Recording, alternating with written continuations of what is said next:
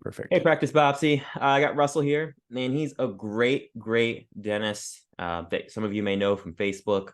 And we're going to talk about a topic that is often talked about, and it's often a one-sided discussion. So we're going to give a little insight to the other side of the discussion. So many dentists will say it should basically be your goal to end up going fee for service and dropping all your insurances. Eventually, the goal is drop all the PPOs, go out of network, be totally fee for service. Russell actually ended up doing the opposite, went from fee for service to being in network, and he's going to talk a little bit about that journey. So, Russell, I'll let you get into it. So, you started off with the quote unquote holy grail of a fee for service practice. Tell me a little bit about your mindset of going into a fee for service practice and what was the evolution of the practice and maybe your own mental evolution of saying, maybe I need to switch things up. Well, let me actually take a step back from that.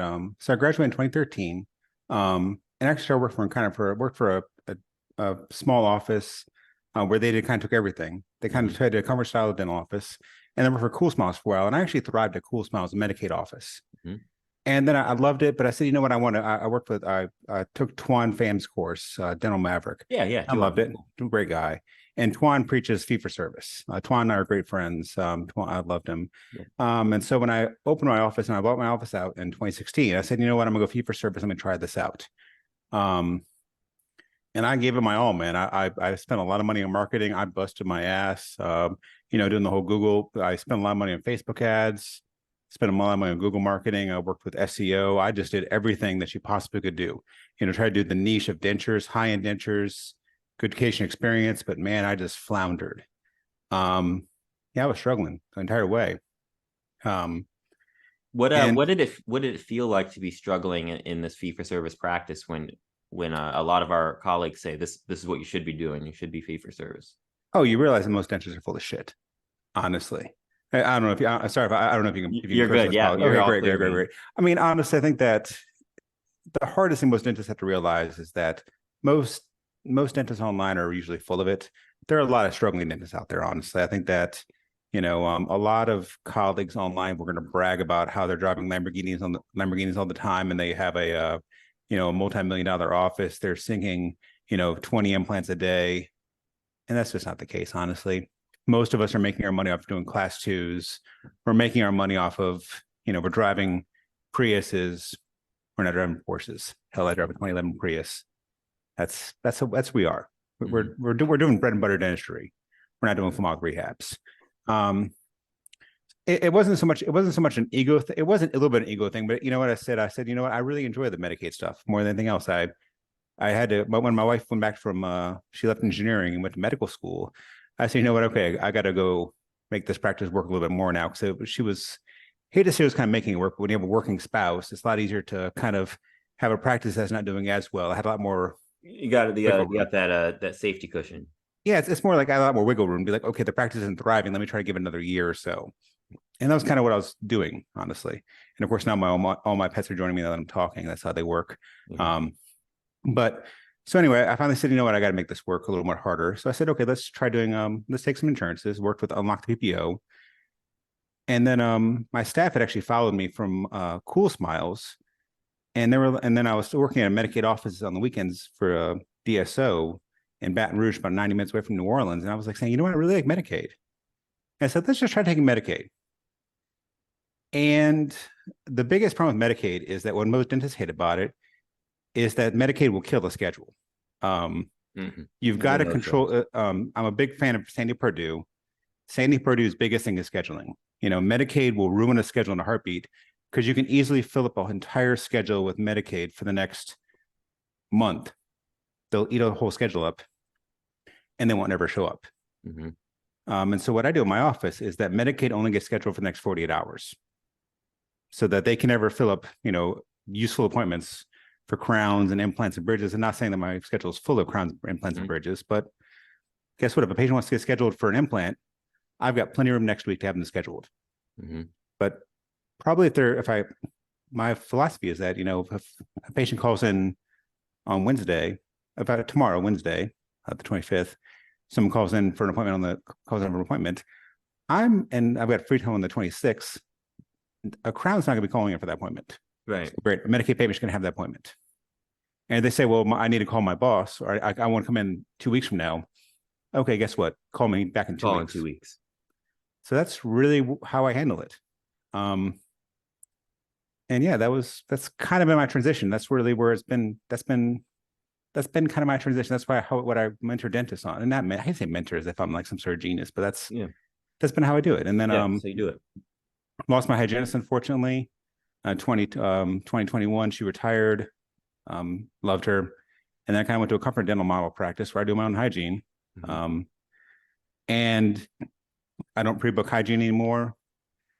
They just call you if they want their teeth cleaned. They give you a call. We use Yappy, Love G Endorphins product. We put a text message reminder. They come back in for a cleaning, and we get about in. And usually that's not too big of a deal. If someone has a problem with that, well, great. I can get you in probably within 2 weeks, honestly, to get you in for a cleaning. So I'm not going to, and we have a kind of a policy: one clean in the morning, one clean in the evening, unless you're a family, and make that work from there. Nice. That's kind of a business model right now. How has your stress level, two-part question, how's your stress level changed since becoming an insurance practice? How has your personal finances, income changed since you switched to becoming an insurance practice? I will say the stress level is strange because like literally I can go from having a $500, I should put this way to you. It is not uncommon for me to go from having a $25 day to go to a $5,000 day. Like I can have nothing on the books to having everything on the books because everything's very unpredictable in my world. And you kind of got to be okay with that. In the day, I'm guessing the day, like an empty day can become a full day really quickly. And that's exactly insurance, Medicaid. Because you don't know who's going to show up, honestly. I've got a pretty good show rate with my Medicaid patients because we have, I can't charge them for no-shows. But my no-show policy is if you miss one appointment with me, you can't come see me for 30 days, come hell or high water. I don't, if you miss an appointment with me, I don't care if you come back to me with a blown up face. I don't care if you I've actually never heard of that. Like a 30-day suspension. If you break 30-day suspension, you can go to emergency room as far as I'm carried. You've come to me with a if you're, they'll say, well, I got called in for work, and I say, well, that's not my damn fault. Yeah. And it's like, especially you would be surprised when people say, because there's 24 hours. Like people will call me at 3:00 in the afternoon for a 9:00 morning appointment, and they won't show up. I don't know what happens between that. What is that 16-hour period that they just forget about my appointment, but they just don't show up for one reason or another. But we had 30-day suspension, or 30-day no show. We have a 30-day policy, and then if you miss another appointment, I don't see you again. Reasonable. Exactly. It's a we have very strict rules with Medicaid patients. And it used to be more fun when I used to be able to report them Medicaid for missing appointments. That was really fun. Did you get backlash for that? Because I know some states, they say, hey, you can report them. And basically, I think they can get kicked off their plan if they break appointment. I used to be able to, it became just, it didn't do anything for it. It was a slap on the wrist. I think it was like them saying, don't do that again. But honestly, it was doing nothing. I was like, more just me wasting time. But anyway, so to go back to your question, I think the hardest part about it for dentists is that there's not a lot of predictability in my schedule. So you have to be kind of okay with the chaos. You got to have some mental flexibility with your day. You got to be okay. You have to be, it takes some, exactly. You got to be okay with being like, okay, days are going to go from nothing to everything, but also realize that Medicaid patients, they might or might not show up, and you got to be okay with that too. But also we do everything as same day care.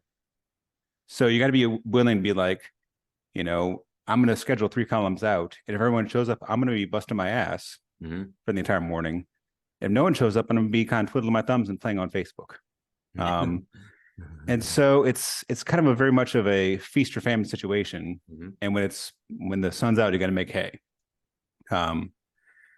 And that's how I look at it, honestly. There's unpredictability, but the predictability is kind of like, if you flip a coin 100 times, it's going to wind up heads 50% of the times. Yeah. But you might have 7 heads in a row.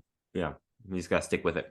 That's exactly it. So the nice thing about it has been, though, is that, if you keep your overhead low, that's kind of been the biggest thing about it. Like I don't use. Yeah. You said comfort dental model style. Right. Comfort dental model style. But I'm not using, high-end GC products. I'm using, Pearson. I love Pearson Dental. I use low-end I use house brand materials. Mm-hmm. But I think the other thing about it too is you keep a staff around. Like my staff's been with me for 7 years. I think the one thing that most dentists don't realize is that having consistent staff makes things a lot easier for you as a dentist. It's huge. Like having institutional knowledge. Like no one ever talks about institutional knowledge. That is the biggest thing because like talk more about that. Well, here's the thing about it. I think that patients often assume that they call my office back 3 or 4 times, they're going to get a different staff member, especially Medicaid patients, because they're used to dealing with big clinics. Mm-hmm. They're used to dealing with hospital chains where they call the same hospital back 4 or 5 times, they're going to get someone different. Mm-hmm. There are 4 of us in the office, and we have very similar policies. Mm-hmm. Everyone knows the rules of my office, and my team also all knows that if they make a mistake, because mistakes happen, I'll have their back. I'm not going to get pissed off at. I mean, stuff happens. We're all humans. Mistakes don't happen often, but they do happen, you know? And so there's something nice about you cultivate a team that knows they make mistakes, but also you have a team that has institutional knowledge, and that there's a lot of benefit to that. And I don't know how to describe it than that. I think that so many dentists I guess like one thing that blows my mind is that dentists often say, well, my receptionist is pay capped. Like, oh, I can't pay my receptionist more. And I'm like, well, why not? That's the dumbest thing I've ever heard in my life. Yeah. That makes no sense to me at all. Talk more about that. So, well, a lot of the dentists that follow me in my group are younger. A lot of them are new grads. Explain the idea of a pay cap. I don't get it at all. Like, actually, this is how I do it. For someone who's never heard that term, what is a pay cap and why? I don't understand. This is where I don't get it all. It sounds like it's the idea of like, you can't make more money than whatever. It's kind of like saying a dentist is pay capped at $200,000. I don't understand what the hell that comes from. Mm-hmm. In my world, I guess my thought is that a dental office the payroll should be between 20 and 20. Your employee salary should be 20 to 25% of your collections. Yep. So my goal is actually I try to keep it to 20 to 23%. Whenever my collections, I tell my staff, okay. Well, my own metric is that whenever my collections go so high that my employee salaries are below 20%, everyone gets a pay raise. Mm-hmm. And my goal is to keep three team members with my own model. So guess what people get? I've got probably the best paid staff in the city. You do it as raises, not bonuses. The raises, yeah. Bonuses are too unpredictable. Well, I do a daily production bonus. Mm-hmm. We hit that as a grab bag, kind of a productive dental academy style bonus. Which has rules to it. But I don't like bonuses because bonuses are too predictable for people's salaries. You know, people want to know what their salary is week after week. Here's a question. Yes, go sir. ahead. I'll let you finish. No, but people want, and then I make sure people, you know, because some days we get off at noon, some days we get off at 5 o'clock. Oh no, we don't get off 5 o'clock. I'm lying by that. But sometimes we get off at 4 o'clock. But I want to make sure everyone gets 40 hours because people will not stay with you if you get somebody, you know, 1 week 20. A lot of my I'm sorry, let me take a step back. Some of my employees live paycheck to paycheck. And that's what the nature of the beast is. If I give somebody 20 hours 1 week and give them 40 hours the next week, they leave me in a heartbeat. So I kind of salary them as well, you know, and because it have a lot of money from that. Yeah, but guess what? I'd rather lose a few $100 from that than have to train a new employee every 18 months, which is the average employee turnover in an office. So I can say that from talking to a lot of dentists, they'd say, oh, don't give them raises, give them bonuses, because it might be a good quarter or a good few months for the practice, but the practice could dip back down. I should say, actually, I do it over a 6-month period. It's over I do it that way to prevent sandbagging, as they would say it. So it's over, I say like 6 month, if we're doing, but also I only bring it up to 23%, not 25% of, and, you know, I try to keep it at 22, 23%. That way, I'm trying to do it right. That way, if I got to add an extra team member on for some reason, you know, because I'm trying to grow, buffer. I've got that buffer zone. I'm like, okay, I can still eat that cost for growth if I need to. Nice. In the world of fee-for-service versus insurance, something that I've noticed is when we stretch it out over years and there's ups and downs in the economy, I feel like fee for service practices have bigger swings. Like if the economy is bad, the practice is not doing as well. If the economy is really good, the fee for service practice is doing really good. Whereas insurance practices or Medicaid practices, they kind of just chug along. Could be. I mean, I've only been practicing since 2013. So I've not only, you know, neither you nor I have seen a big enough swings to actually say it. I've had enough friends that have practiced since 2000 to have seen the 2007, 2008 crash. What I think goes on more than anything else is that you got to be willing to expand your base. Emergencies are always profitable. Yeah. I mean, what killed dentists in 2007, 2008 were the guys who just blew their money and expected cosmetics to always be king. Yeah. You better be willing. I mean, emergency dentistry always be profitable because if you have a toothache, you got to get it out today. You got to get it done. Front teeth, dentures always have some money to them because if you're missing a front tooth, you're going to want a tooth back tomorrow. So I think any model can actually work. You might necessarily thrive you might not necessarily, it's kind of like oil. Oil is cyclical, but ExxonMobil is always profitable in any market just because, Exxon knows their overhead. So I think that I hate to say it's a false dichotomy, but I think it just depends on, like everything else, like the guys who go broke are the guys who just blow their money on stupid stuff. So I think a lot of it's about control, but I think you're right. I think the fee for service do have bigger swings, but I do think that both practices can do very well. Yep. It just kind of depends on, but I think that the biggest thing Medicaid offices can do better than fee for service office can do, they can scale a lot bigger. Like it's the reason why Heartland takes PPO and doesn't do fee for service is because they can scale. They want to get big. Yeah, they want to scale. Exactly.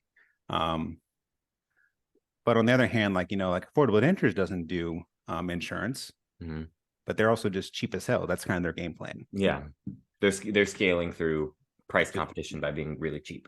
That's exactly it. Yep. So, what do you think about a saying that I'm sure you get a lot of comments of when you decide to take insurances, PPOs, Medicaid, all you're doing is working more for less. So, why do you give it? Well, I mean, seriously, why do you give it? Talk about that more. Talk about that more. Because like I know when I post this video, there's going to be people who don't even watch the video. And when they see the title, they're going to say, I don't need to watch this. I'm not going to work more for less. Well, talk to that person. Here'd be my point. I can set my own schedule pretty darn easily. I like the fact that I work with my Medicaid off patients. I can tell them when the hell they're going to come on in. I could tell them, okay, you're going to come out on my hours when I want you to, because I take your insurance. And if you don't like that, you can go wait at the local DSO, Louisiana Dental Center, which is a phenomenal DSO, by the way. I'm not bad mouthing them at all. But if you want to go see their appointments, you're going to wait for 2 months. I know that because my front desk we like to do a little calling on their office just because we're kind of curious. Yeah. But my office, I set my own hours.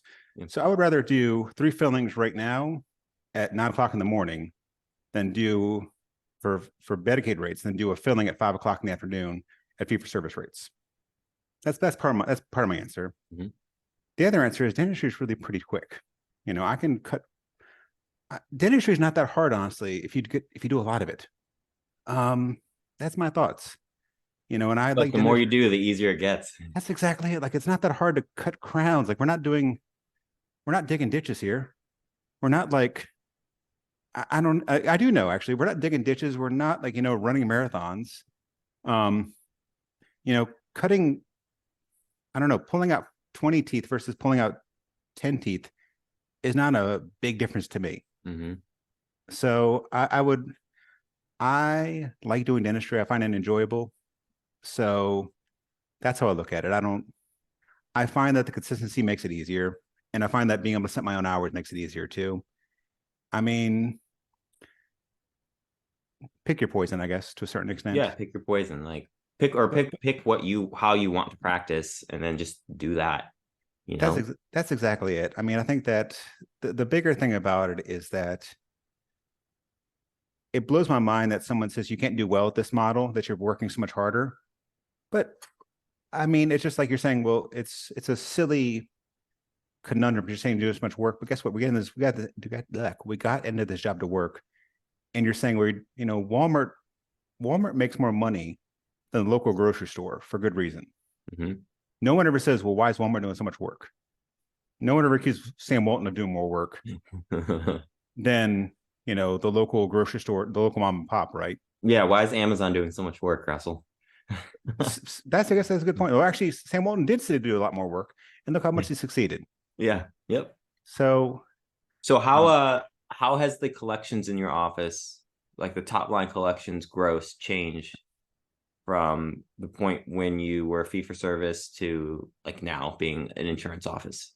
Up, down, same? It's oh no, it's grown. I was actually doing it today. We've grown probably about, it's not been gangbusters. I guess it's been about 10% a year.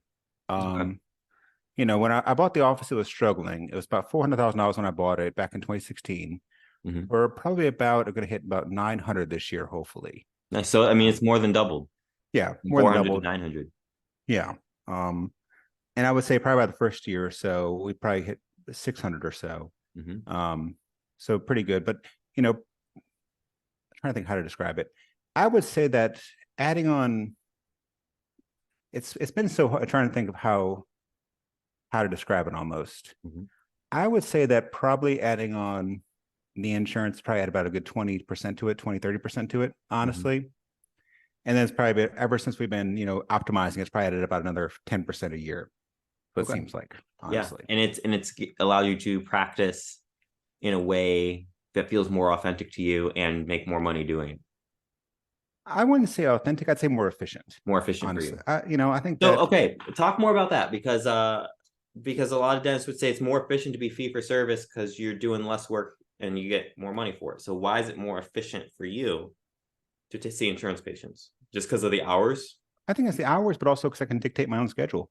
Yep. Like fee for service patients kind of have this expectation of, my way or the highway. And maybe that's just my own, I'm sure there's, I'm sure like, Michael Appa can walk into a room and dictate his own schedule, or Frank Spear can do the same thing at his prime. And there's many other doctors out there that can do what they want to do. Fee for service, though, is a much more relationship driven game. Mm-hmm. In my world with Medicaid, I drive the practice. The patients don't drive the practice. And the ones that don't like what I'm selling, I'm saying, get out of me, get out of here, go somewhere else. I don't care. And so I kind of like that, honestly. Like, I like being able to tell patients, if you don't like what I'm selling, go somewhere else. Mm-hmm. And I like being able to know that there's nowhere else they can go.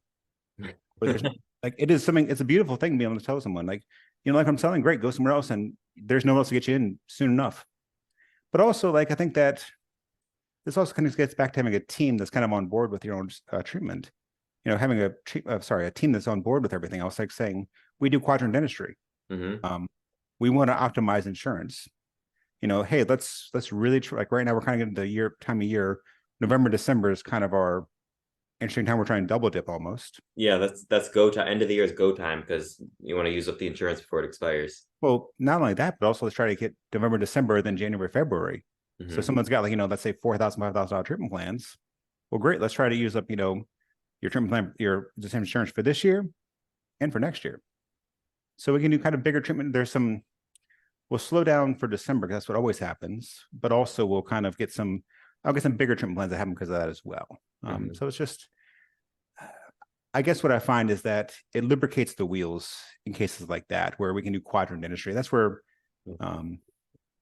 the money is in my mind. Quadrant dentistry is just so unpredictable, and that's easy stuff to do. Nice. Because you're not altering occlusion. When you start altering occlusion, that's where stuff gets weird.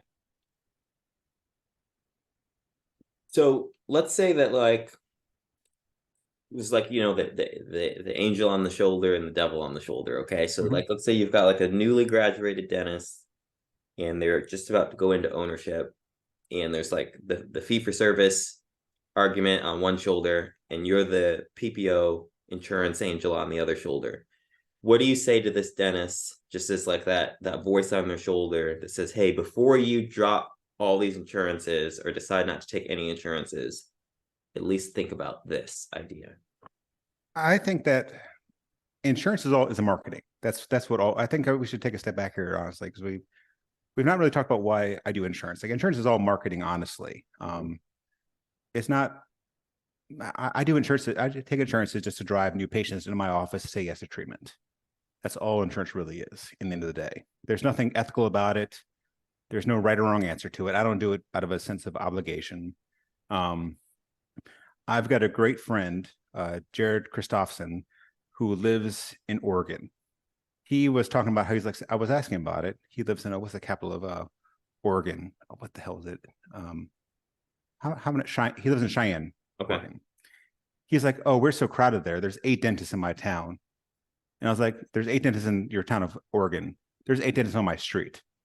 if there's 8 dentists in your town of 50,000, you can do what the hell you want to do.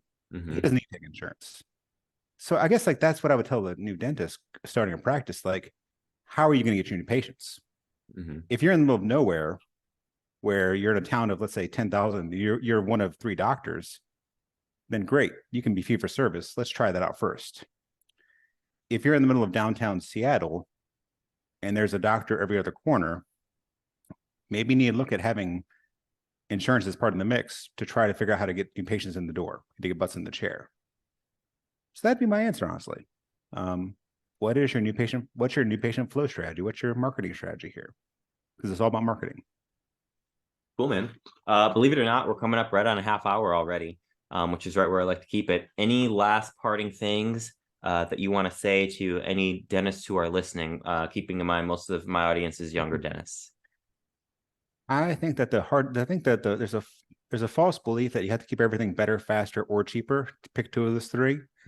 I think there's always a way you can do all 3 and try to find those things. Honestly, that's just my thought. I think that really try to find products, especially that are better, faster, and cheaper. And also, I had one guy on my podcast. I did a podcast totally oral, a little bit different podcast format than this one. We had one orthodontist down in from Phoenix. He said that if you're a new practice owner, get used to saying no to vendors. Vendors will always try to sell you stuff. They want to be your best friend. You're going to want to be friends with everyone. I was there. Learn to just say no to random stuff, because there's all this cool stuff you want to buy. There's always something else to say yes to. You'll never run out of things to say yes to. So just say no to vendors. That's my other recommendation. So yeah. All right. D'Angelo, thanks so much. This was a blast. Thanks so much, Russell. It was great. Can't wait to go on your show. Perfect. Sounds good, D'Angelo. You take care.